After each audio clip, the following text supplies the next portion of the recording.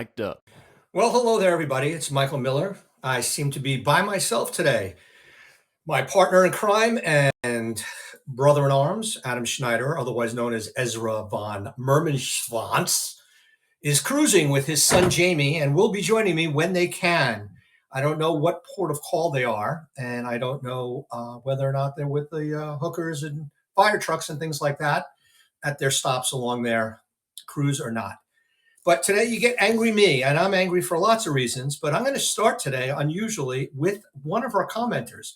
We're going to go with Rob Weber because he's hitting the point on the head of what I really want to talk about and bitch and moan about today. So we're going to go with Rob Weber from the Highlights from a Low Life show, which is Wednesdays at 6 p.m. Pacific, right here on Mic'd Up. Four guys sitting around drinking, talking about current events and sports and the cross between those. That's Highlights from Low Life, 6 o'clock, Wednesdays on Mic'd Up. Guys, I hate the Dodgers just as much as the next guy, but what they did was truly innovative.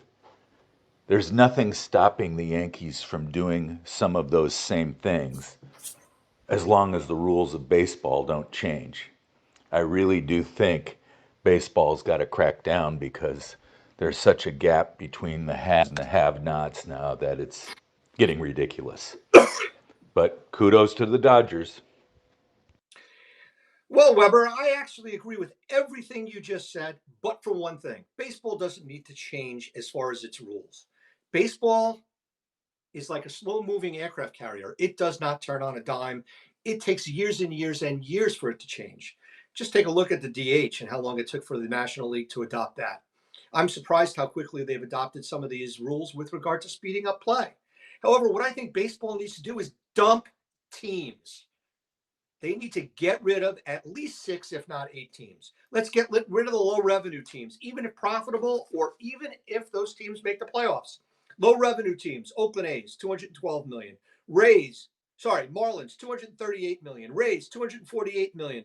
Reds, $250. Tigers, $260. Royals, $260. Pirates, $262. And the Orioles, $264. There's your lowest 8 revenue teams. Do you want to hear who's at the top? Not surprisingly, the Yankees, $657 million, not counting $400 million on their side business, the Yes Network. The Dodgers are at $581, not including all the money that they're going to get from Ohtani and Yamamoto signing this year. Red Sox, $513. Cubs are 4th. Braves are 5th. Giants are 6th. Astros are 7th. And the Phillies are 8th. $398 is 8th place. Where do these teams sit as far as team values? Well, believe it or not, the lowest valued team in all of baseball is the Marlins, followed by the A's at 29th. But the A's did make $84 million allegedly in 2022. $84 million, which is more than their payroll by $40 million. That's their profit margin. The Yankees, on the other hand, with their $657 million of revenue in 22, made $16 million. Again, not counting the $400 million from the Yes Network. Yankees team value, $7.1 billion before the 23 season. The Dodgers were at 4.8. What are the Dodgers going to be at now with Ohtani and Yamamoto? Let's put it this way. The Angels were valued at $2.7 million and an estimated $10 to $20 million of annual revenue was coming just from Ohtani. When Ohtani signed with the Dodgers, they estimated Ohtani to the Dodgers was going to be more like a $40 to $60 million jump in their annual revenue. $40 to $60 million jump in their annual revenue. Then when they signed Yamamoto, they expect the number to be more like $60 to $80 million. $60 to $80 million extra for signing those two guys. That's why the Dodgers can do it. I hear one of my partners in crime is joining me, but I will tell you now, I am starting with this theory. It's Jamie Mermenschwanz. I'm telling you right now, 6, if not 8 teams need to be cut from Major League Baseball because they're low revenue teams that don't spend their money. And did the Dodgers do what the Dodgers needed to do? Absolutely. The Dodgers out-Yankeed the Yankees and then took it a step further with their creativity. $50 million up front for Yamamoto and only $2 million a year for 10 years to Ohtani and deferring all those other payments. Great job manipulating all of the luxury tax crap that they have to deal with. Not to mention that they gave a ridiculous contract to Glasnow, who gets hurt every season. All right, that's my rant to start today's show. I'm going to bring in first Jamie Schneider, who finally got a haircut and looks almost human. Almost, Jamie. Thank you. You still look a little bit too much like Thank your you. father to be called human. So why did Okay. you decide to do this dopey show with us this week, Jamie? I didn't. My dad told me I was on, so I'm on. Your dad told you were on? Yes. Listen, Yeah. just because he pays your tuition doesn't mean you have to listen to him. Nobody listens Oh to yeah. him. You know, Yeah. your mother doesn't. My mother does it too. You're right. I should be at dinner with her right now, but it's okay. It's okay. And your I got out sisters of there. and your sisters don't listen to him. Yeah. No, they don't. So, Anyways. Jamie, you're at Manhattan College? Is that where you're at? Yeah. Mm-hmm. So you're at Manhattan. What are you going to be, a junior or a senior? I'm gonna be a senior. And you're in the middle of your junior year right now? Yeah. And your major is? Marketing. Marketing. Yeah. Marketing. All right. Marketing. So after I've ranted now for the first few minutes, because I was by myself and I like ranting when I'm by myself, all my friends were watching at that time, and all my friends were on the podcast with me, which was nobody. You're a big Yankee guy. What do you think of it? What's been going on all off season so far? I mean, it hurts. It hurts. I felt real good about popping in and out. I felt real good about Yamamoto, to be honest. Oh, Jesus. Hey, Hello? he's not going to help you. You're Jewish, you know. Listen, are you guys Give me a running into second. an iceberg on that boat? What's going on over there? That's You were exactly working what's fine happening. until you moved. Now we got half a head. You're doing as good a job as Kramer with your face there. Jesus. Stand still. Hello? Hold on. Don't move. What's Okay. with your son? He's as bad as Kramer and your brother. What's going on with those Schneider Jeeps? So Ezra von Look at me. I got it has all. joined us as well now. Oh, Ezra's there. Let's listen what to what are you doing? Ezra, You looking at the smartest guy in the show. What are you has dressed to like say. Charlie Sheen today? What's going on? This is a look that I have. I wear the Nat Nast style for elderly men. It is ideally suited for the golf set, even though I do not play. No. That's a bowling shirt. Golfers don't wear Sorry, button downs. That's a bowling shirt. I restate that. This is a bowling shirt. Exactly. This is for the semi-retired folks like myself who are not retired but dream of better times. And yes, I do enjoy this. What are you doing, Jameson? Has everyone met my son? Shit. Have you? Yes, we've met your son, adequate? Jameson Tyon Schneider. Dad, I'm locked out of my room. Why? Your key? Yeah. He's locked out of his room. He also left his phone in the cab in Tortola today. So is that him knocking? Hold on. This is an outstanding start for you, Jamie. All right, sit next to Daddy and let him hold your hand. Let me walk in over the shop. Take my key to your room. Okay. Hello, I'm back, and he's on his way. Yes, he has to walk over to his room. We gave him his own room on the ship. Do the girls have their own rooms also? Yes, they do. Do they all have pineapples on their rooms?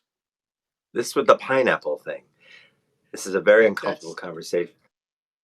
This is a very... Jamie, make sure you put a pineapple on your room door because that indicates that you're ready for swinging. You're disgusting. I may be disgusting, but that's the only way you're going to get any. Guy. Oh. You're a right. Guy like you, Jamie, there's got to be a couple of fat 60-year-old couple that wants to be with you. Maybe you'll get some while you're on the cruise. Yeah, maybe. You know, his old man is here. You know, for God's sake, do you talk to your sons this way, Miller? Yes.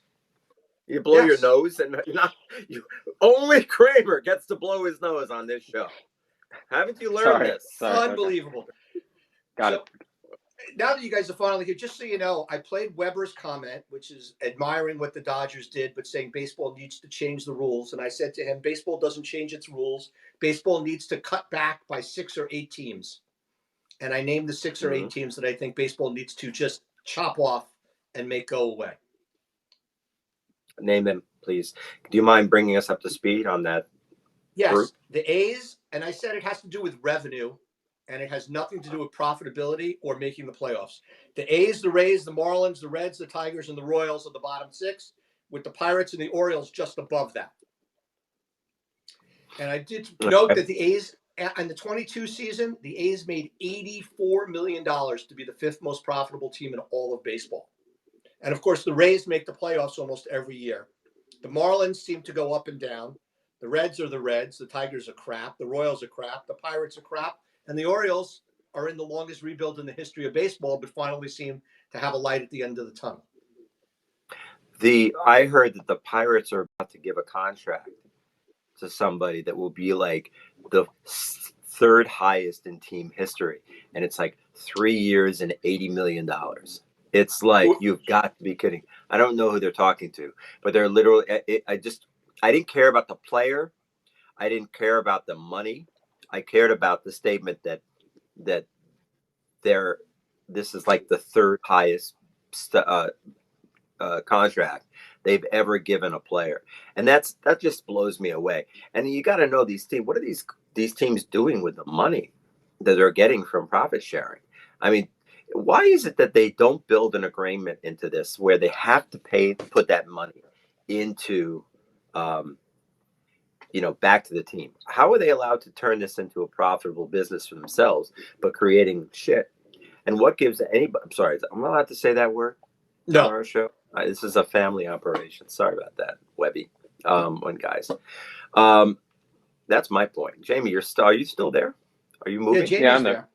Well, Oh, I listen, thought you. Adam, my biggest issue is this: is these guys make $100 million each in national television revenue that they divide up 100 million, each ends up with $100 million. Then teams like the A's and the Rays and the Marlins and the Reds and the Tigers and the Royals and the Pirates, that are all these low revenue teams, they get a piece of all of the tax money that the Yankees, the Dodgers, the Mets, to a lesser That's my extent, point. the Phillies are paying. Right. Actually,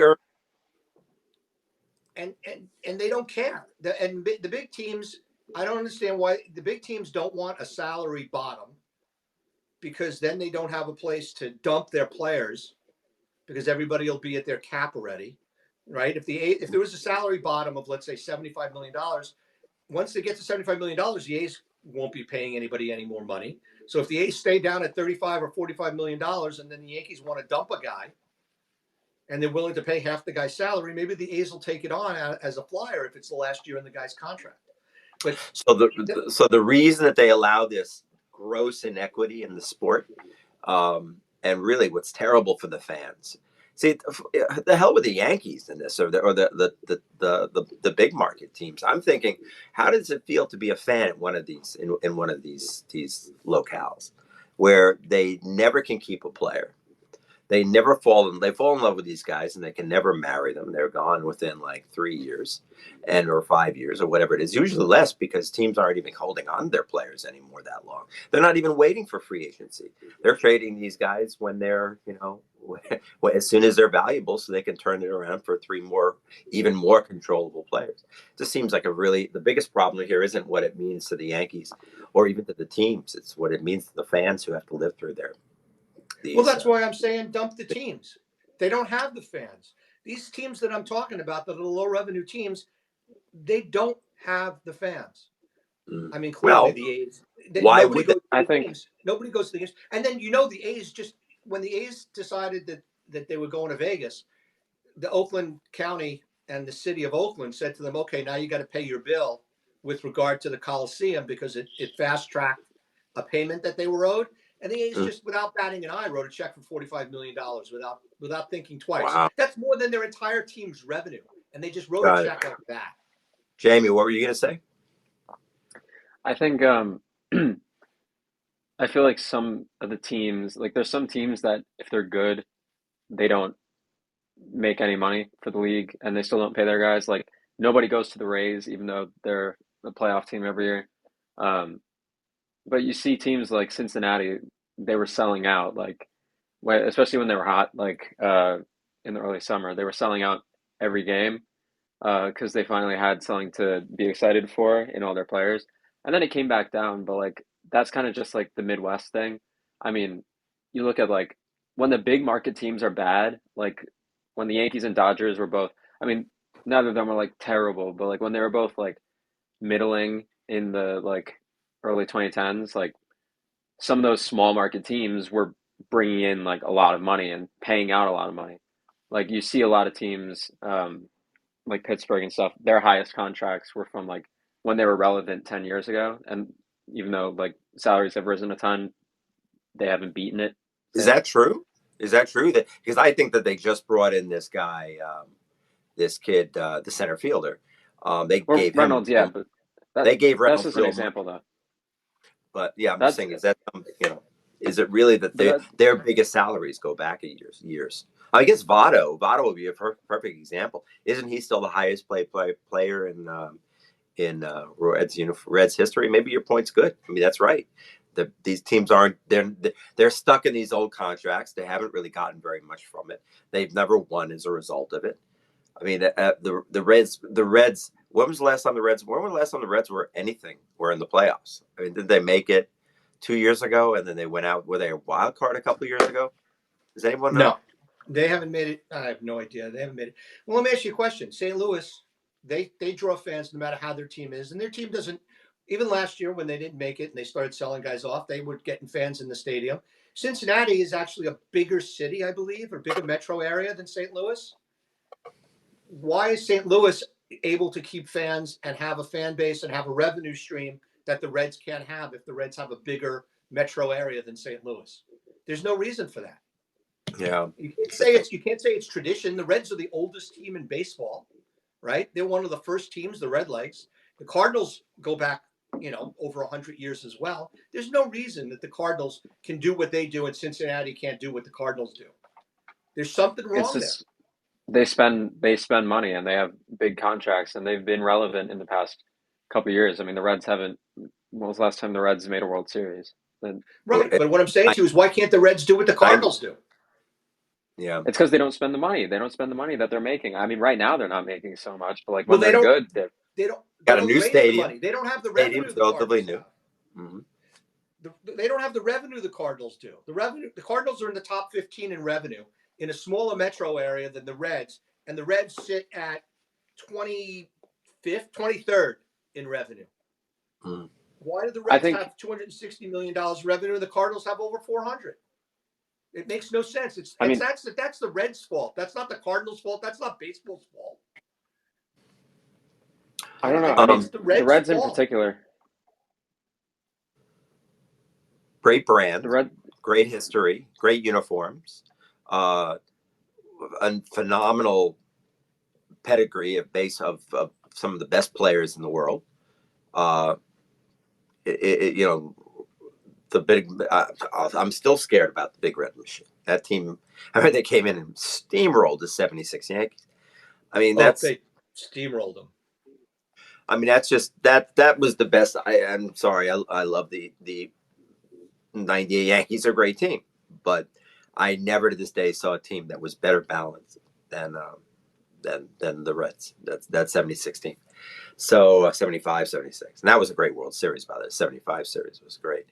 But it's hard. It's hard to see.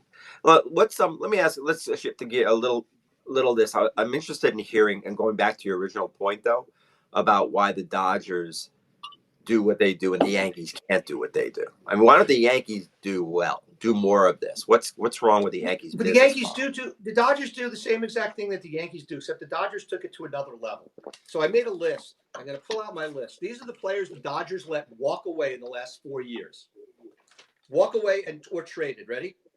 Kiki Hernandez, Corey Seager, Justin Turner, Jock Peterson, Cody Bellinger, Russell Martin, Hingwei Ryu, Kenta Maeda, Kenley Jansen, Yimi Garcia, Ross Stripling, Trey Turner, AJ Pollock, JD Martinez, which is after this year, and Craig Kimbrell.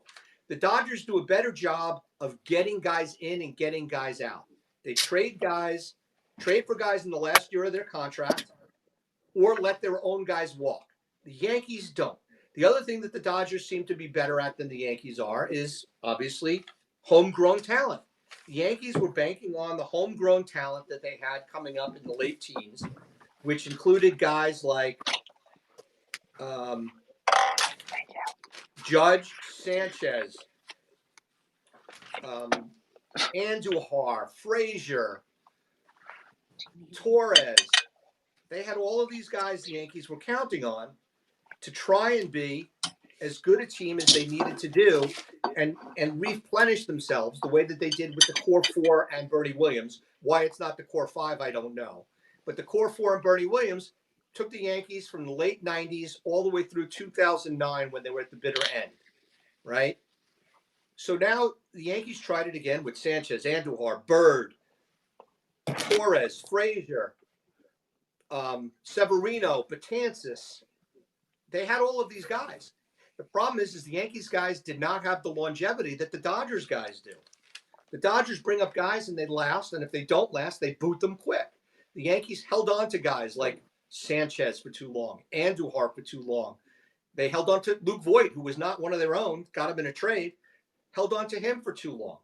The Dodgers are quicker to make those decisions. The point of the evaluation to the point where there is a net loss to the team when you leave these guys on the roster too long. I mean, it becomes such a drain, financial drain, obviously, but more so that they give these guys up, that they don't give these guys up when they can get value. I mean, the Florial deal was horrifying.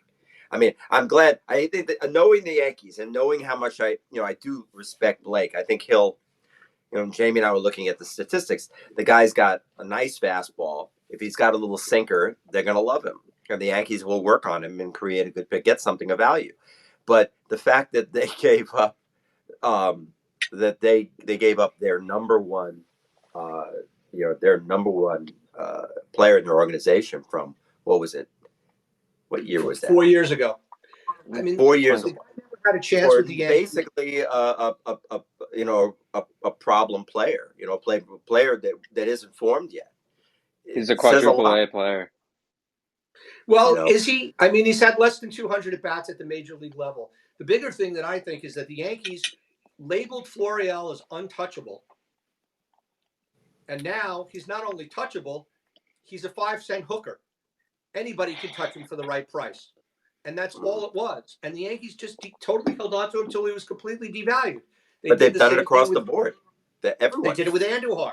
I mean, look, the Yankees in 2019, the Yankees had the following players at the core of their next wave of rebuild. Ready? Sanchez, Bird, Andujar, Gardner, Judge, who was at the end a little bit, Judge, Betances, Herman, Higgy, Sessa, Severino, Montgomery, and King. Now, if you take Gardner out of there and you take, Herman out, because obviously you can't have a lunatic on your team, that's a good core of minor league guys that you can bring up through your system. Yeah. The other guys that were on the 2019 team were Voigt, Urshela, Glaber, Hicks, Maben, Stanton, Paxton, Loizaga, and Frazier. Those guys were all acquired in a trade. Frazier didn't work out because he banged his head against the wall one too many times. Hicks, they gave an extension to when there was no competition to give him an extension. Glaber is a guy who's worked out well for them, but they need to get rid of him now before he costs them $20 million while he's still blocking the guys that are behind him. Voigt, they held too long. Urshela, they dealt. He had one good season, and now he can't get a contract this year. Stanton has not worked out, even though they gave up nothing for him. Paxton was hurt, and Loizaga, they got for next to nothing, has worked out well. The free agents they signed in that team that were with the team, from 2009 forward, you had guys like Cece, Tanaka, Chapman, Ottavino, Britton, Nestor Cortez, J.A. Happ. These guys didn't last 5 years with the team.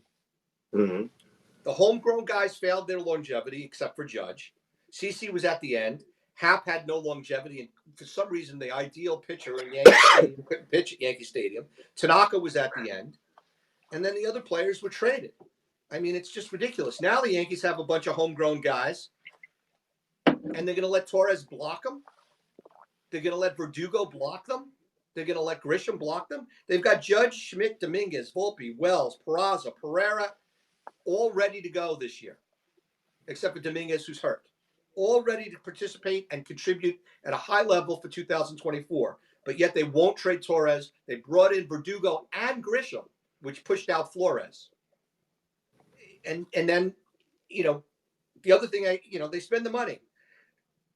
They got Cole Rodon, who's been, whatever he is. Maybe the Giants will take him back. DJ LeMahieu is Canley and Cortez are all free agents they brought in along with Ian Hamilton. So we'll see. I mean, if the guy they just got was Morris, right, is the guy they just got from the Guardians. Yeah. Hopefully he's as good as Ian Hamilton. Well, we will see if he's Jamie. Jamie, are you doing cocaine? What are you doing over there, man? Put the sound on. Yeah. When you're gonna blow your nose, put the sound off. You got a little thing here. My dad got me sick. Well, your dad makes everybody sick. Yeah. I get. You probably have COVID. Those cruises are a cesspool of disease. So it's okay. I got the jab. So I just think it just seems interesting to me that I'm glad you brought up Rondon, because I don't quite get why they made that decision. And let's talk about that. That was a classic Yankee move. Needed an arm last year. They needed someone who could complement Cole. Did they even look at the medicals? Do they do that anymore? It's ridiculous. The guy never pitched a full season except when he was in a contract year. He pitched a full season in Chicago for the White Sox in his contract year, and even then the Giants wouldn't give him more than a 1-year deal with an option. So he opted out. They're smart. 7 years? That's ridiculous. They are smart. Boris fucked us. It's just ridiculous.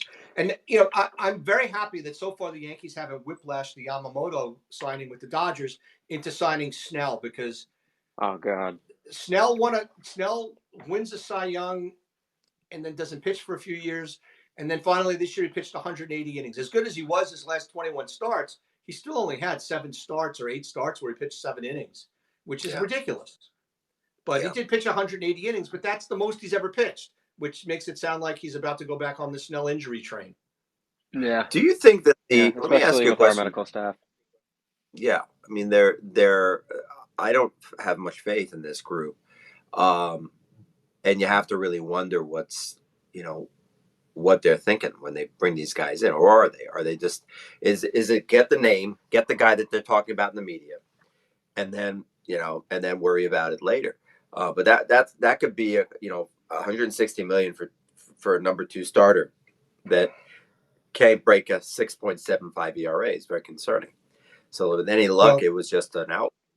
But the way I didn't like what I saw, the way he handled it all. It seemed to me that he was perfectly comfortable not being on the lineup, like pitching. He seemed like, and I don't want to question a guy's desire to get better when he's hurt, but it just seemed like it was a kind of a funky set of injuries.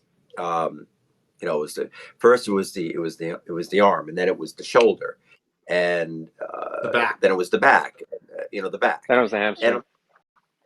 And then it was just, come on, lose a few pounds. Get yourself in shape. He didn't look like he was in shape either. That's another thing. He didn't look like he was in shape. But he did say the right things. He did say he wanted to be there. He wanted to be better. All sorts of stuff. I mean, he did say the right things. So you got to give the guy credit. My bigger concern is not the fact that he's not a stand-up guy that can't handle New York, but he's a guy that is injury prone. Speaking of handling New York, I want to play something. I already played Weber's comment, which led me into my rant. Here's Rob Lannerman chimed in again from the Highlights from Lowlife show, 6:00 Wednesdays on Mic'd Up. 4 guys sitting around drinking beer, talking about current events and the crossroads between pop culture and sports. Guys, I'd like your thoughts on this. I am of the opinion that New York City itself is a factor in guys choosing not to play for the Yankees, and frankly, even the Mets for that matter.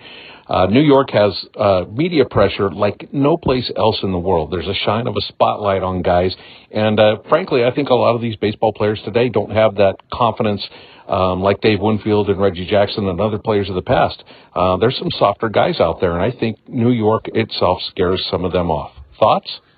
Well, I'd like to jump in and say there's words you're not allowed to use anymore because they're politically incorrect to talk about the guys that aren't willing to come to New York because they're afraid.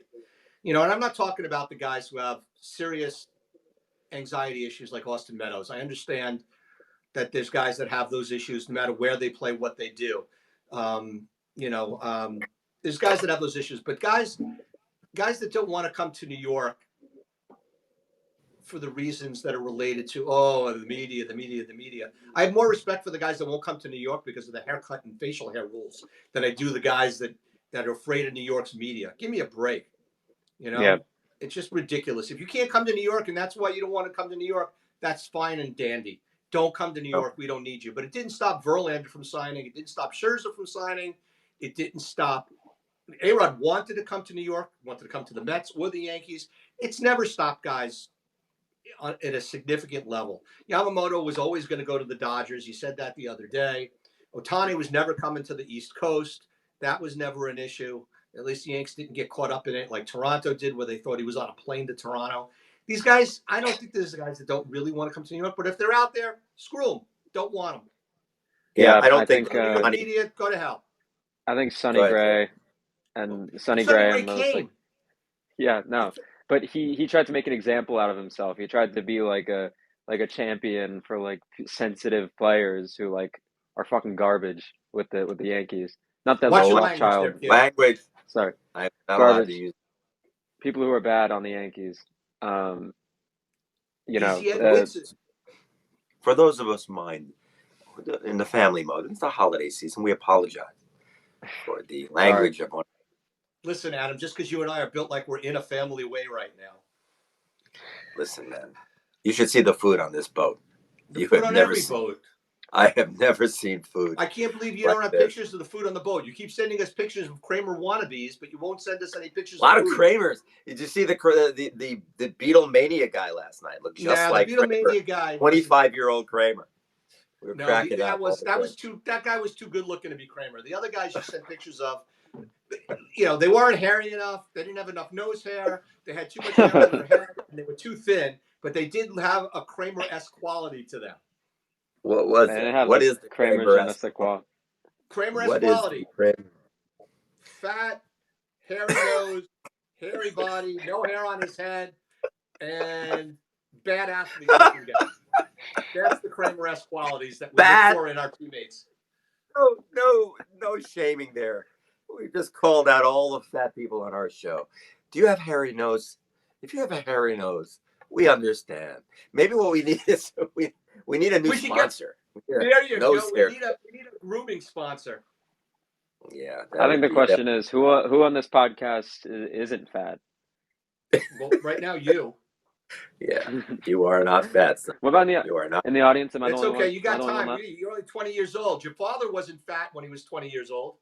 I wasn't fat when I was 40 years old. I didn't get fat until I made it for 40 years. Yeah. 41, you were getting soft. You met me at 41. You were getting soft at 41, let me tell you.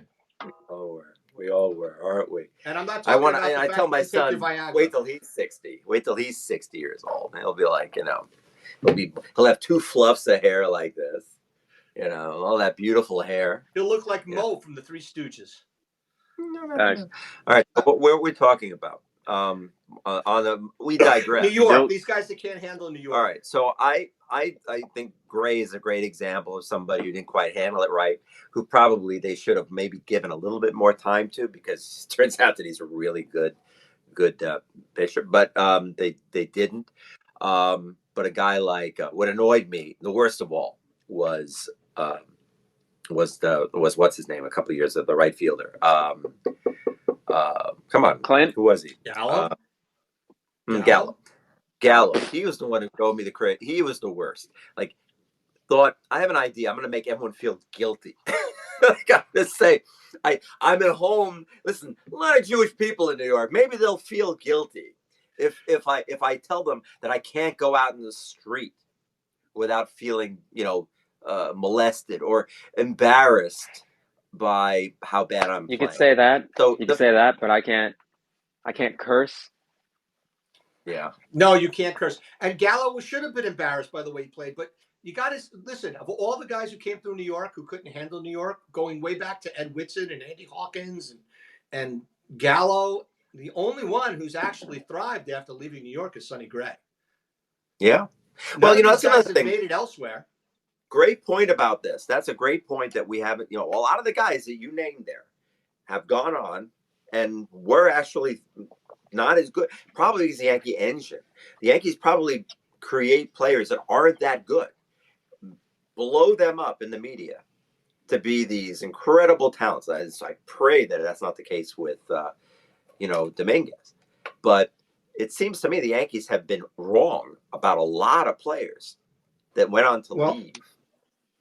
So I and not rattled do off anything. all those guys the Dodgers let walk away.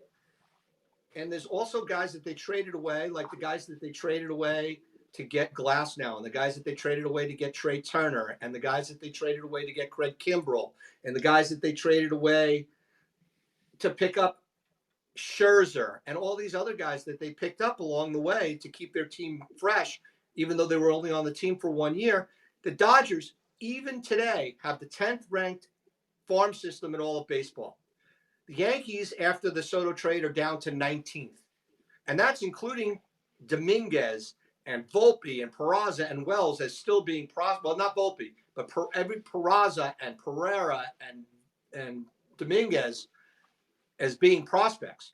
The Yankees have, I think they have 4 prospects in the top 100 now.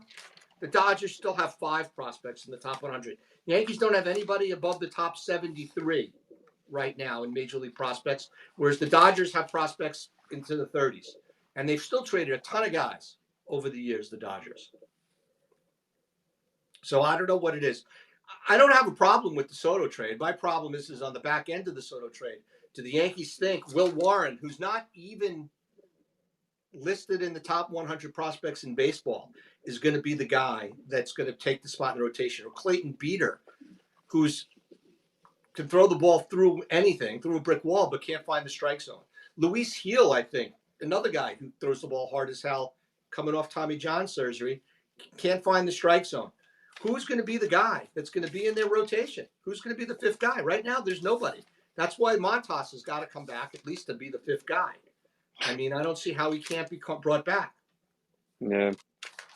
I mean, we got Montas in the midseason trade. I have faith that, we didn't really get to see anything from him. And in fact, I remember his last start wasn't that bad. I remember he pitched against the Mets, and 2 innings. he honestly 2 innings, 2 innings. he gave us last year. No, not sorry, I didn't mean last year. I meant the year before he went down, in Oh no, I think 2022. Montas has got all the talent in the world. I But I think, think this is where the Yankees need to deal Torres. Listen, the Yankees' payroll right now is projected to be $280 million if they do nothing else. So the only way, and that includes $8 million to Mr. Hicks, or $10 million to Hicks and $8 million to Donaldson. But if the Yankees really don't want to go over that Steve Cohn threshold of 296 or 300 million, they're going to have to get rid of payroll.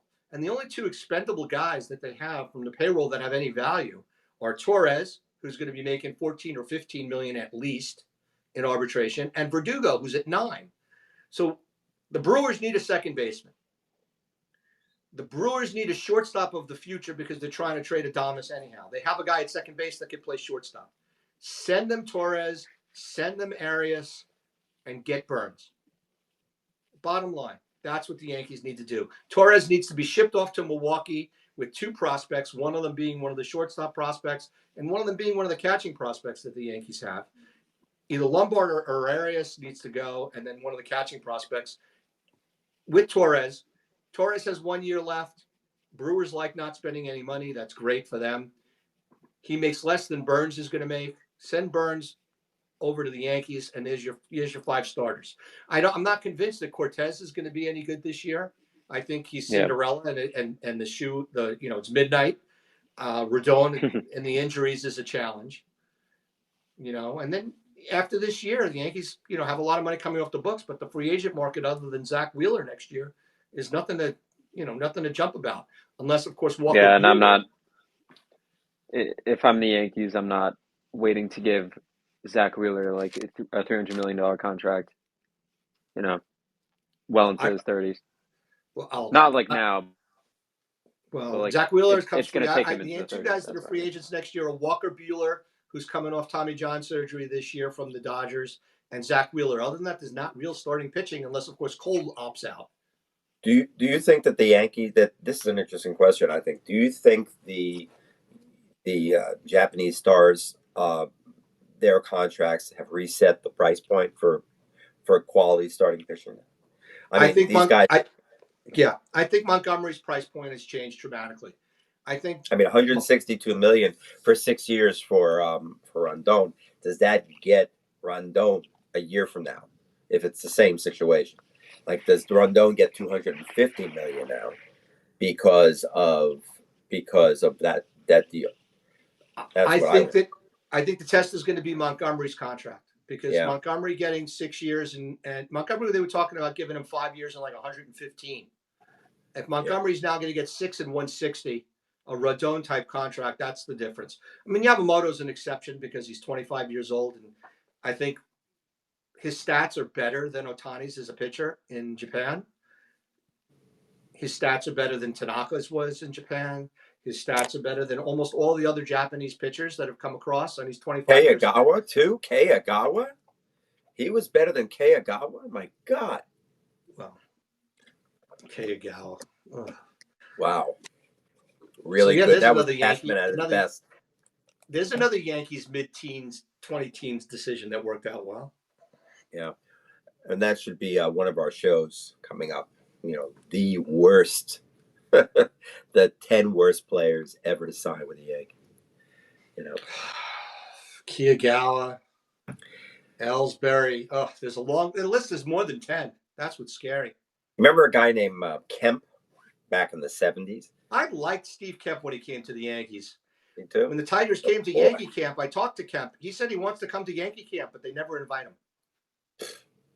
Yeah, they only give it to Steve Carson. Listen, and Carstens, if you're listening to our show right now, I do not want to put you down. You were a great athlete. I'm sure the best player ever in your high school, and you are loved in your community for being a major league player, even though it was a short career. But you threw 8 innings for the Yankees, and now you're a fantasy camp counselor. What are you talking about? He's a great. He's a great. He's a great. Yes. So I just offended Steve Carson's and Amy Sue, who I think is probably listening to our show right now as well. So, Who? hello, Amy Sue. Amy Sue. Amy Sue's listening, I'm sure. I have no comments. So the Yankees still need 2 starters, I think, because you got to go into the season with 6, and I think Montas would be a good insurance guy be the 6th guy. But they still need a 5th starter that's going to give them innings, because I don't think you can count on Rodon or Cortez to throw 175 each. It's just not going to work that way. And then in the bullpen, they got a lot of question marks in the bullpen, the Yankees too, that they got to deal with. Yeah. I like Jordan. I think they should go up to Jordan Hicks. Jordan Hicks would be a nice pickup. Who? I like his fastball. A little wild, Jordan Hicks. I think he throws. He's a little wild, but I like him. He's the kind of guy. Again, I think we've got to really ride this Blake wave as long as we can, because they certainly don't have it on the other side of the game. I can't remember the last time the Yankees, aside from Judge, actually developed a position player. I can't think of anyone. When was the last time? No, there's nobody. No? There's nobody. No? They got to let these guys play them. They got to let these guys really have a chance to play and not panic. But a guy that I wanted the Yankees to sign to fill out their bullpen signed today with the Tigers, Shelby Miller, and he got a 2-year, $3 million deal with with an opt out that would give him a 2-year $6 million or $4 million deal. Wow. Buck Farmer signed back with the Reds today. There's guys that are out there, but the market for guys like Stevenson and Hicks are like 7, and Wandy Peralta are like $7 million a year. Shelby Miller would have been a nice fit. He had a fantastic year with the Dodgers last year, and the year before that he was very good. But these guys are now making $7 million a year. Come on, Lucas Lidke is projected to make over $5 million a year when he signs. Oh Christ! There you go. That's the reaction I wanted.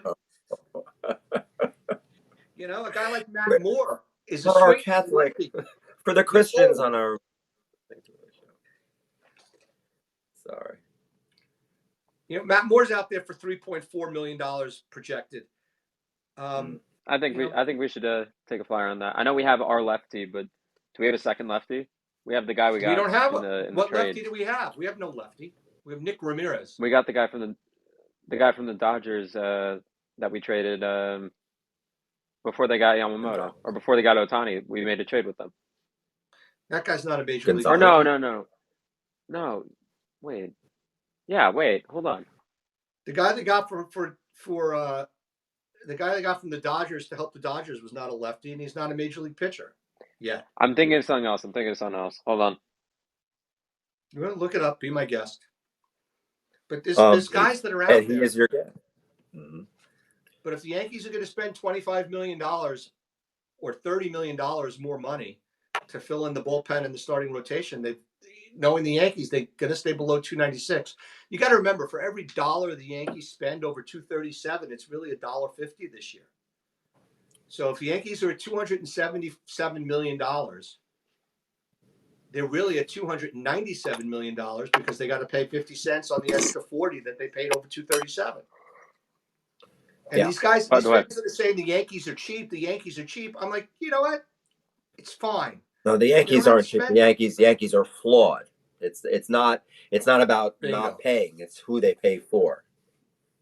Yeah. And bingo. Who they paid for the wrong guys, and they make and they wait too long. I mean, they're just things that they do that show a lack of understanding of the game. This is what surprises me, and it annoys, and it's what I know our buddy Ezra von Mermelschach shared earlier, or shared in, or will share, that that the Yankees seem to make decisions, whether it's is it emotion? I don't know. Is it they seem to think that people want to play here because of the awe and which I don't think exists anymore. I don't think this agree. This part of the team. It was, Jamie only got to see a couple games at the old ballpark. Jamie never got to see a ball game at the old ballpark, and that was home field advantage like you've never seen. And these guys, I don't think that mystique is there anymore. So they have to come up with another. They need to do something, and maybe they just got to win. I mean, win a World Series or 5, and that'll change your. They need to do with the Dodgers. The Dodgers were willing to pick up guys for 1 year at a time and let them walk away because they were planning for the future and they felt like they had the pieces to plan for the future, including for Ohtani. But they brought in guys like Scherzer for a season. They brought in Craig Kimbrell for a season. They brought in guys just for 1 season and let them walk away.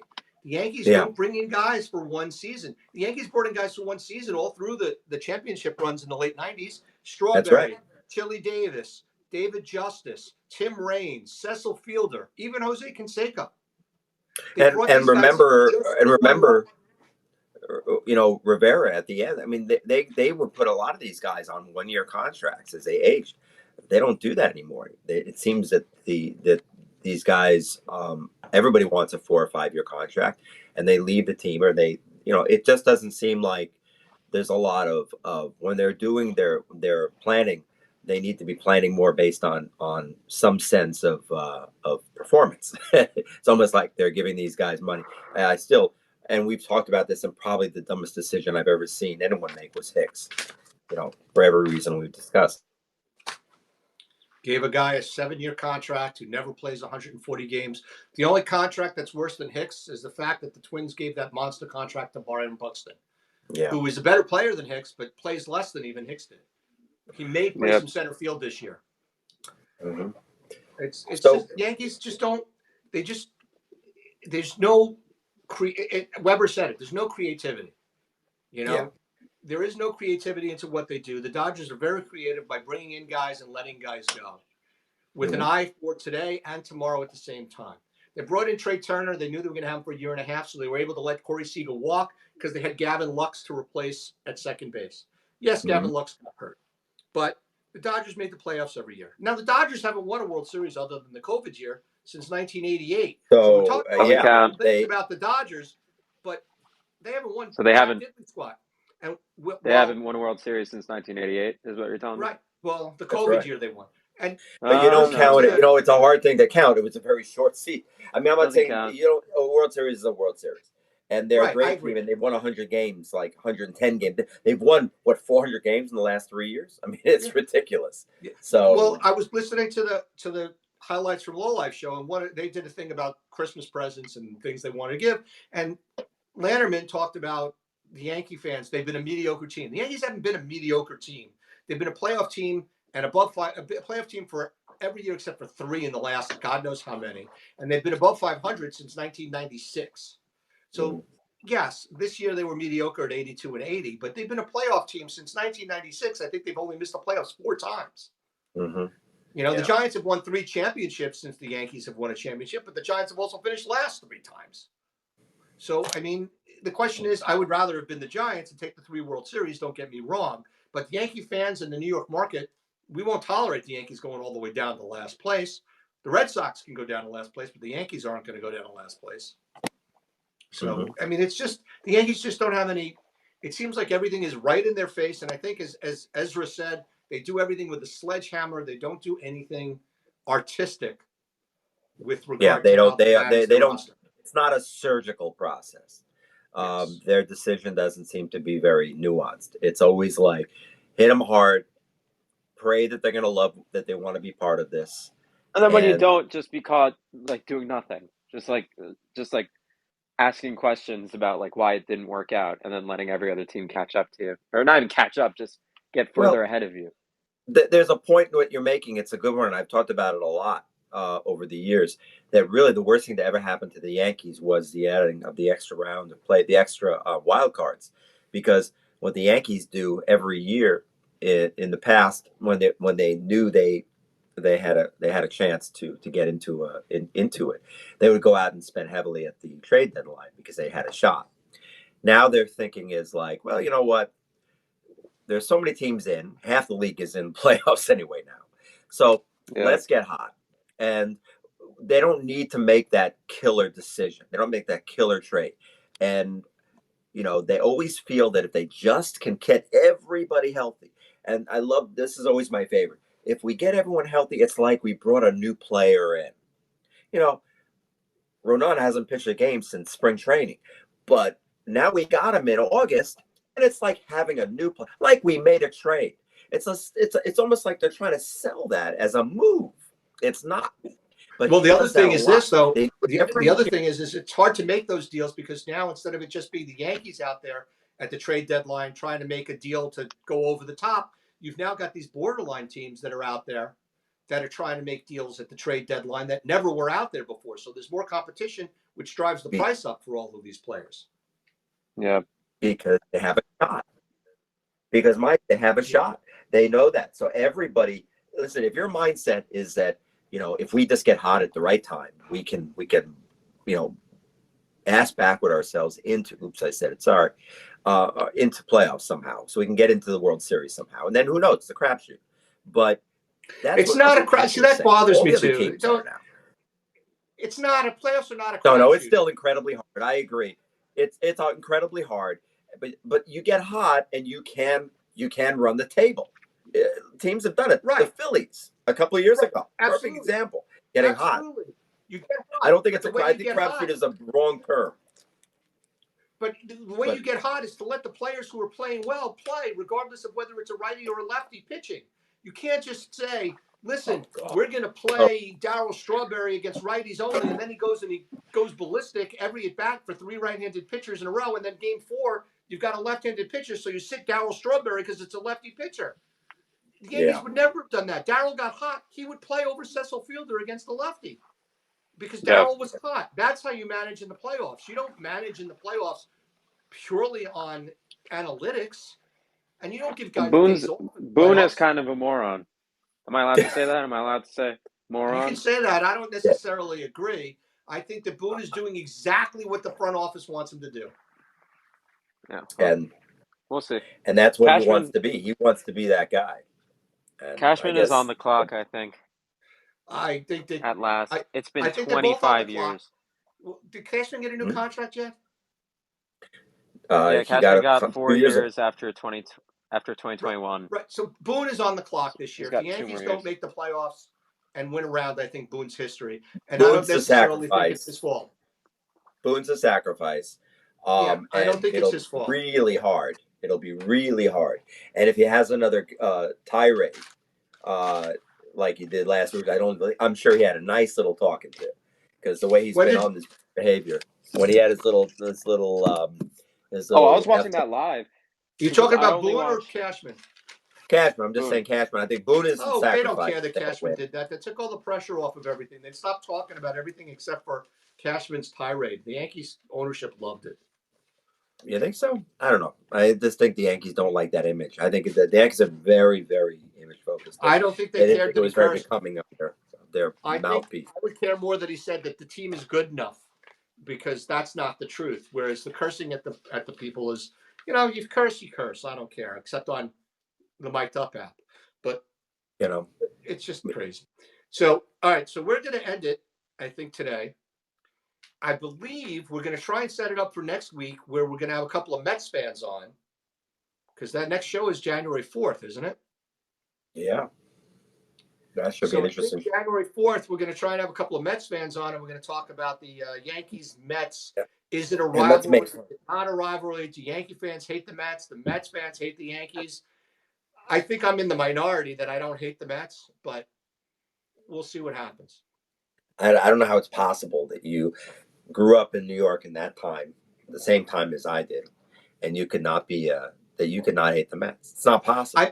I'm ambivalent. I don't care. Other than when they play each other, the Mets can do nothing but help the Yankees. Did you have no Met fan friends who I had pissed you off? my two best friends growing up through high school were Met fans. And his My best cousin, friend growing up my whole life is a Mets fan, and he hates the Yankees more than he loves the Mets. I think the Met fans hate the Yankees more than the Yankee fans hate the Mets. Yeah, I think that's true, but yes, I still hate the Mets of course with they every do. But what fiber of he my said was being. very different. He hates the Yankees more than he loves the Mets. Yeah, that's ridiculous. Listen, my That's cousin, who we're hoping to have on the show next week, he's a Mets fan, and he became a Mets fan because he was a Yankees fan, and Reggie Jackson was his favorite player. And when the Yankees let Reggie go, he became a Mets fan. And that's the sole reason he became a Mets fan. He was a Yankees fan. His mother's a crazy Yankees fan who does hate the Mets, probably more than she loves the Yankees. And his father was a Mets fan, or I guess his father still is a Mets fan. Didn't mean to go in past tense there, Rich. But he was a Yankee fan until the Yankees let Reggie go. So what I want to do is introduce him to Mickey Rivers and let Mickey Rivers have a little chat with him. Oh, that would be very funny. Hey, I'm reading Oh Roy boy. White's book right now, by the way. There's a Yeah. lot of good references to Mickey Rivers in there. Yeah. I'm reading Marty Appel's book, and I'm going to give it to my dad for his birthday in January. It's a great book. All right. I'm going to end this podcast since Adam's scratching his head and is frozen, and Jamie's looking a lot like A-Rod. We will see you next week. Hopefully you enjoyed the show. I get my little rant in at the beginning, which I'll hopefully get some comments on, because I really am just disgusted by baseball and the fact that these teams don't do anything to drive revenue. That being the case, see you next week. Have a good new year. Stay out of trouble, or at least don't get caught. Take it easy.